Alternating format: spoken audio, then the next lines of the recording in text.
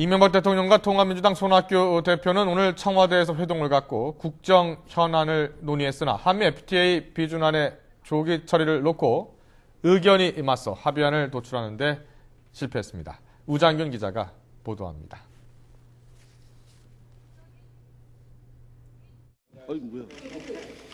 이명박 대통령과 통합민주당 손학규 대표가 첫 단독 회동을 가졌습니다. 2시간 정도 진행된 회동에서 두 사람은 국정 전반에 대해 논의를 벌였지만 17대 국회 한미 FTA 비준 동의안 처리에는 합의를 이루지 못했습니다.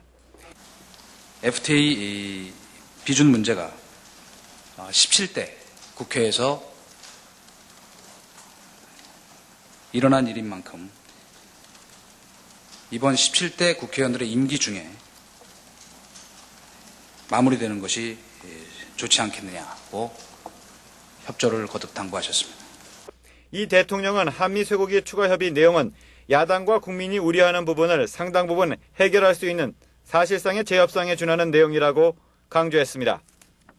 이에 대해 손 대표는 쇠고기 재협상 없이는 FTA에 대한 어떤 말도 꺼내기 어려운 상황이라며 국민 불안을 해소하기 위해 대통령이 직접 사과해야 한다고 지적했습니다. 30개월 이상 된 쇠고기 수입과 관련해 손 대표는 수입하지 않아야 하며 30개월 미만이라도 광우병 위험 물질이 포함되는 부위를 다 제거해야 국민이 안심할 수 있다고 지적했습니다. AI나 광우병 사태 등으로 정부와 국민 사이에 신뢰의 위기가 왔다는 손 대표의 지적에 이 대통령은 국민과의 소통이 일부 부족했다며 시인했습니다.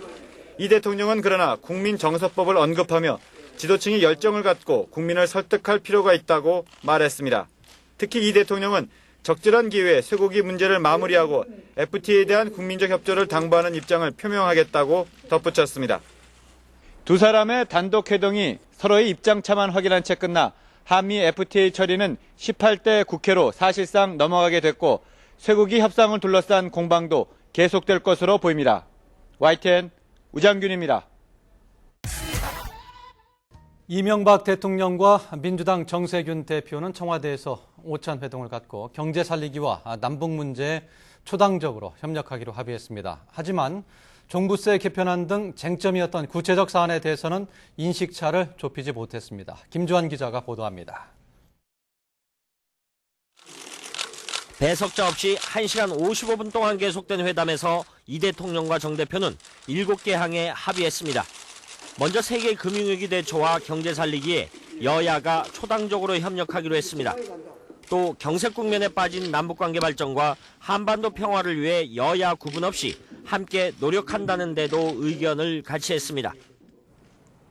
4강 외교는 물론 외교 안보 전반에 대한 문제도 국익 차원에서 함께 협력하기로 했습니다. 이를 위해 두 사람은 주요 국정 현안 해결에 함께 힘을 모으기로 했습니다. 특히 이 대통령은 야당이 국정 동반자라는 관계 설정을 강조했습니다. 주요 국정 현안에 대한 야당 대표와의 수시 회동을 추진하기로 했습니다. 또한 이번 정기국회가 생산적 국회가 되도록 협력하자는 데 공감했으며 저탄소 녹색 성장에 대한 의견 교환과 함께 미래 성장을 위한 협력적 추진에 야당과 함께하기로 했습니다. 이 밖에 지방 행정체제 개편과 대학 등록금 지원과 실업계 고교 무상 지원 등 교육 문제와 관련해서도 인식을 같이 했습니다. 그러나 관심을 모았던 종합부동산세 개편과 정부 여당과 야당의 갈등을 빚고 있는 종교 편향 논란, 정부 경제팀 교체 여부 등에 대해서는 의견차를 좁히지 못했습니다. YTN 김주환입니다. 이명박 대통령과 손학규 민주당 대표가 가계부채 문제와 저축은행 사태 해결을 위해서 노력하기로 합의했습니다. 그러나 등록금 인하 방안과 한미 FTA 비준 동의에 대해서는 의견 차이를 좁히지 못했습니다. 김태진 기자입니다. 빨리 만나고 싶었다. 자리를 만들어줘 고맙다. 2년 9개월 만에 성사된 대통령과 야당 대표의 만남은 화기애애한 분위기에서 시작됐습니다. 좋은 분위기만큼 민생회담 6대 의제 가운데 가계부채와 저축은행 사태, 일자리 창출 문제는 어느 정도 의견 접근을 이뤘습니다. 먼저 가계부채 문제는 정부가 최대한 이른 시일 안에 가계부채 종합대책을 발표한다는 데 합의했습니다. 정부는 가계부채 종합대책을 최대한 빨리 마련하여 발표한다. 종합대책에는 가계부채 규모를 적정 수준으로 관리하고 가계부담을 줄이기 위한 내용을 포함한다. 저축은행 문제는 정부가 확실한 재발 방지 대책을 강구하고 향후 검찰 조사와 국회 국정조사에서 원인 규명과 책임 소재가 밝혀질 수 있도록 정부와 여야가 최대한 협조하기로 했습니다. 일자리 창출과 관련해서는 내년 예산 편성에서 일자리 관련 예산이 최대한 반영되도록 협력하기로 했으며 비정규직과 정규직의 격차를 줄이는데 공공부문이 솔선수범하기로 했습니다. 하지만 최대 쟁점인 대학 등록금 문제는 등록금 인하와 대학 구조조정이 필요하다는 데는 인식을 같이 했지만 구체적인 해법을 놓고는 이견을 확인하는 수준에서 끝났습니다. 다만 교육은 100년지 대계인 만큼 이견이 있는 부분에 대해서는 앞으로 계속 머리를 맞대고 협의해 나가기로 했다. 추경 예산 편성은 손 대표가 한미 FTA 비준은 이 대통령이 시급성을 이유로 협조를 요청했지만 법률상 요건이 어렵다는 점과 재협상이 필요하다는 이유로 합의에 이르지는 못했습니다. 이번 청와대 민생회담에서는 정치권 최대 쟁점인 등록금 완화와 한미 FTA 비준 문제는 별다른 진전을 보지 못했습니다. 하지만 일부 민생 현안에 대해 합의하는 등 막혔던 대화 정치가 시작됐다는 점과 앞으로 난제들에 대해 청와대와 야당이 협의해 나가기로 한 점은 일단 성과로 평가됩니다. YTN 김태진입니다. 문재인 대통령과 자유한국당 홍준표 대표가 전격적으로 단독 회동을 했습니다. 문 대통령의 요청을 홍 대표가 받아들이면서 이루어진 만남인데 대북 문제를 놓고 팽팽한 신경전이 벌어진 것으로 전해집니다. 먼저 김준영 기자의 보도입니다. 문재인 대통령과 제1야당인 자유한국당 홍준표 대표가 청와대에서 만났습니다. 문 대통령과 홍 대표가 단독으로 만난 건 이번이 처음으로 회동은 1시간 20분가량 이어졌습니다. 청와대는 문 대통령이 2주 앞으로 다가온 남북 정상회담, 그리고 이어질 북미 정상회담과 관련해 외교안보 현안을 놓고 홍 대표와 허심탄회하게 대화를 나눴다고 밝혔지만 청와대와 한국당 양측의 설명을 들어보면 문 대통령과 홍 대표가 대북 문제를 놓고 팽팽한 신경전을 펼친 것으로 전해졌습니다. 문 대통령은 이 자리에서 그동안 위장평화쇼라고 비판해온 홍 대표에게 정상회담 자체를 부정하지 말라며 초당적인 협력을 당부했습니다.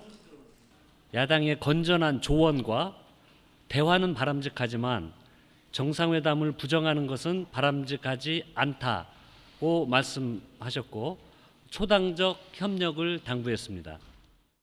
이에 대해 홍 대표는 남북대화 자체를 반대하지 않는다며 국가 운명을 좌우할 기회인 만큼 과거 잘못이 되풀이돼서 안 되고 특히 이번 회담은 북핵 일괄 폐기를 위한 회담이어야 한다고 촉구했습니다.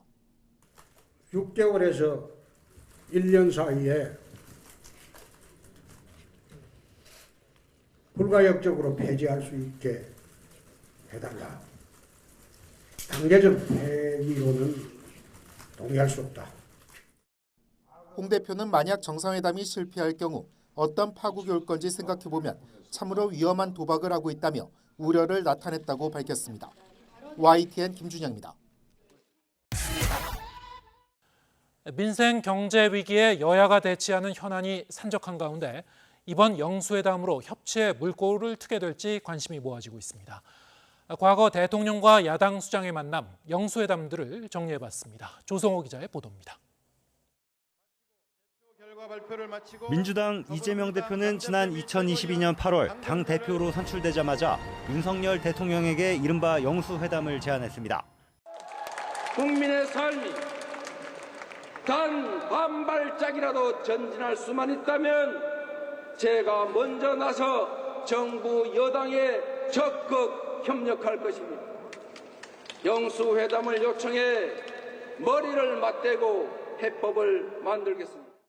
윤 대통령도 당시 축하를 전하는 깜짝 통화로 민생 문제 해결을 위해 만나자고 화답했습니다. 민생 법안 같은 거 서로 좀 잘 좀 만들어서 국가 국민들을 위해서 도움이 될 수 있도록 좀 도와주십시오. 뭐 그런 말도 있고 그렇게 합시다라고 하는 이야기 등. 그러나 만남은 차일피일 미뤄졌습니다. 양자 회담을 원하는 이 대표, 여야 대표와 단체 회동을 염두에 둔 대통령실 사이에 간극을 좁히지 못했다는 게 이유로 꼽혔습니다. 윤 대통령이 이 대표 사법 리스크 때문에 회담을 꺼리는 것 아니냐는 의문까지 거론됐습니다. 대통령이 지금 범죄 피의자와 연담할 때는 아니라고 생각합니다. 도둑 우른한데 도둑은 누가 도둑입니까 도대체? 하지만 윤 대통령의 전격적인 제안으로 대선 이후 2년여 이 대표가 당권을 잡은 지 1년 7개월 만에 두 사람이 마주 앉게 됐습니다. 여당의 총선 참패로 확인된 정권에 대한 부정적인 민심, 높아진 국정 쇄신 요구를 윤 대통령이 받아들였다는 해석이 나옵니다. 국정의 방향이 옳고 좋은 정책을 수없이 추진한다 해도 국민들께서 실제 변화를 느끼지 못한다면 정부의 역할을 다하지 못한 것입니다. 대통령과 야당 수장의 만남은 과거에도 여러 차례 있었습니다. 김대중 전 대통령은 대선 상대였던 이회창 당시 한나라당 총재를 8차례 만났습니다. 담판을 통해 선거법 위반으로 피선거권을 잃었던 이명박, 홍준표 등 야권 정치인들의 사면이 이루어지기도 했습니다. 남북회담이 범국민적, 초당적 지지 속에 이루어지도록 양당은 적극 노력한다. 진지하고 자, 다음에 한번 저걸 합시다. 문재인 전 대통령도 2018년 남북 정상회담을 앞두고 홍준표 자유한국당 대표를 만났지만 대북 정책을 놓고 견해 차이만 확인했습니다. 정상회담을 부정하는 것은 바람직하지 않다고 말씀하셨고 초당적 협력을 당부했습니다.